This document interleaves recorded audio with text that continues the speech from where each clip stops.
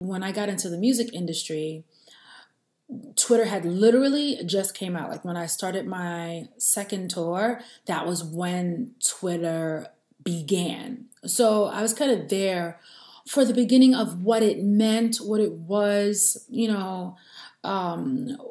it's become this marketing platform. Twitter, Instagram, Snapchat, etc. have become these marketing platforms where they're used to sort of market whatever it is that you're doing or your entrepreneurial goals in business and stuff like that. But before, it was just this interactive place. So I would do silly, fun things like be in the back of my tour bus and I'd be like, hey guys, I'm eating Captain Crunch and I'm mixing it with Cheerios today.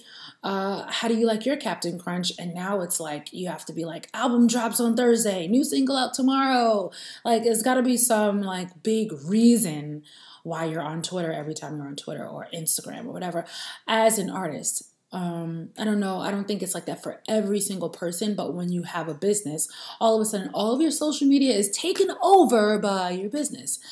Sometimes I just want to like just do like regular talking about like regular stuff. Like the fact that for Valentine's Day, my man got me one of those huge teddy bears that you see on the TV commercials. I was like watching television, probably cartoons, and the commercial for the Vermont bear comes up on the TV. And I'm like, oh my God, that's so cute, babe. Isn't that so adorable?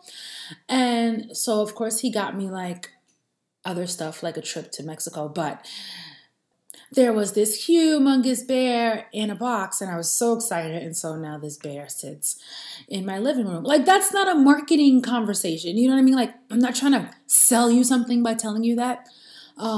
This podcast is called Can You Relate? And it's kind of just me sort of talking about my actual life.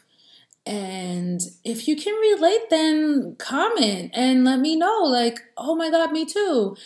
When at one place online, I could be like going to the store and I won't put on any concealer and I won't do my brow, right? I'll just go to Macy's to pick up some underwear for my bra that is, that doesn't have matching undies.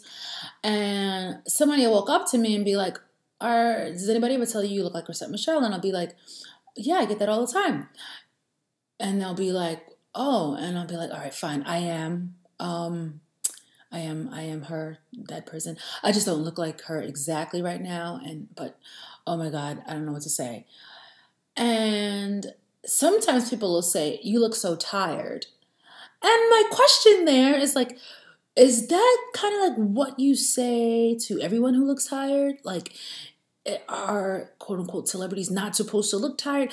Is that a nice thing to say to a person? Is it okay for you to say that? I don't know if I'm supposed to be like, I am, or if I'm supposed to be like, bitch, what? So I wrote down the whys as to why I wanted to start a podcast, and I want to read them and be like, see if maybe that's a good reason to start a podcast. And if you guys feel like it's a good reason, then I'll do another one. Okay, so my first why to starting a podcast. Number one, I like to get my life off of my chest verbally, but I don't want to bug my friends. I know. It's like after you turn 30, you kind of feel like you're not supposed to call your friends with your problems as much. You're not supposed to be like, oh my God, like, I just got a flat tire. Like, you're not supposed to call people and say that. So I feel like the safest place to kind of do that is perhaps on a podcast. So the second thing I wrote down about why I wanted to start a podcast, and I need to talk to my therapist without her constantly interrupting and saying, oh my God, are you serious? I grew up in a home called a therapeutic home, right? And in a therapeutic home, the entire family is trained to bring in children and young people. Sometimes we had adults, but that wasn't part of the therapeutic home. That was just like if somebody was out on the street, my mom felt the need to bring people into the house to live with us because she didn't like to see people homeless. Yeah, issues. That's why I see my therapist. But anyway, the other reason why I see my therapist is because, growing up, we always had therapists in the house who would cater to the young people that would live with us.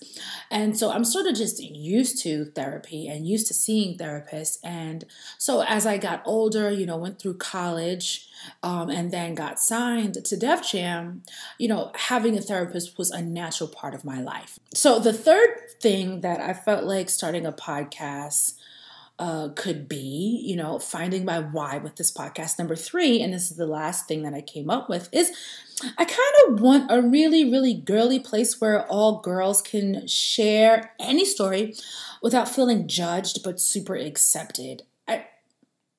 I'm kind of like about that whole non-judgmental life thing.